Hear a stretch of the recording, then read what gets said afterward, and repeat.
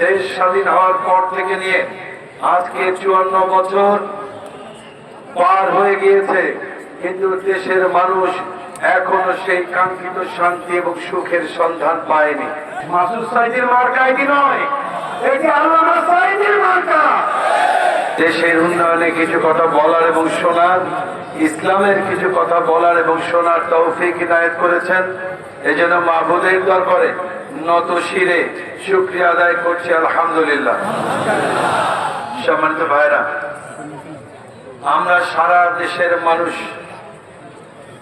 দেশ স্বাধীনের পর থেকে নিয়ে এই পর্যন্ত একটি জিনিসই কামনা করেছি, সেই জিনিসটি হলো এই দেশের শান্তি শৃঙ্খলা এবং উন্নয়ন। 1971 সালে দেশ স্বাধীন হওয়ার পর থেকে নিয়ে আজকে 54 বছর পার হয়ে গিয়েছে, কিন্তু দেশের মানুষ এখনো সেই কাঙ্ক্ষিত শান্তি এবং সুখের সন্ধান পায়নি। প্রত্যেকটি নির্বাচন আসে, প্রত্যেকটি নির্বাচনের আগে বাংলাদেশের মানুষ শান্তি এবং সুখের অন্বেষায় বারবার সরকার পরিবর্তন করে, কিন্তু মানুষের ভাগ্যের পরিবর্তন হয় না। কিন্তু কিছু নেতা এবং তাদের পরিবারের উন্নয়ন ঠিকই হয়। মানুষ এই অবস্থা থেকে বাঁচতে চায়। এই বাঁচার আশায় মানুষ 1990 সালে একবার আন্দোলন করলো, 2001 সালে একবার ভোট বিপ্লব ঘটালো।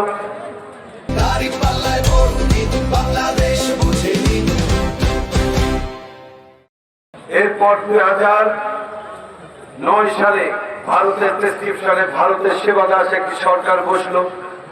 সেই থেকে নিয়ে 2024 সাল পর্যন্ত পর্যায়ক্রমে আমরা আন্দোলন করেছি, সংগ্রাম করেছি, জীবন দিয়েছি, কিন্তু আমরা আমাদের কাঙ্ক্ষিত ফলও পাইনি।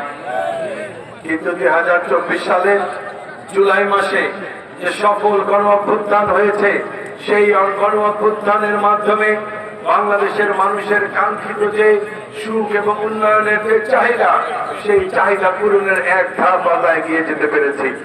কিন্তু আমরা এখন আমাদের মূল ধাপে প্রবেশ করতে পারিনি। আমরা আমাদের মূল ধাপে প্রবেশ করতে পারবো তখন যখন একটি কাঙ্ক্ষিত সরকার আমরা বাংলাদেশের রাষ্ট্র ক্ষমতায় বসাতে পারবো। সেই রাষ্ট্র ক্ষমতায় কাঙ্ক্ষিত একটি সরকার বসানোর একটি মোক্ষম সময় এখন আমাদের সামনে এসে হাজির হয়েছে। আগামী 12 তারিখ সেই মোক্ষম সময়। কিন্তু আমরা দেখতে পাচ্ছি আমরা একটা সম্মিলিত এবং ঐক্যবদ্ধ জিয়ানগর বানাতে চাই। এজন্য আগামী 12 তারিখ আপনাদেরকে একটি সম্মিলিত সিদ্ধান্ত নিতে হবে। এই জিয়ানগরে, এই পিরোজপুরে আমি একটি মার্কা নিয়ে আপনাদের সামনে হাজির হয়েছি। মার্কাটির নাম কি ভাই? একটু জোরে বলেন। এই মার্কাটি কার? আল্লামা সাইদি। কার? আল্লামা সাইদি। মাসুদ সাইদির মার্কা এটি নয়, এটি আল্লামা সাইদির মার্কা। 1996 সালে তিনি দাড়িপাল্লা মার্কা নিয়ে এখানে এসেছিলেন। 2001 সালেও দাড়িপাল্লা মার্কা নিয়ে এখানে এসেছিলেন।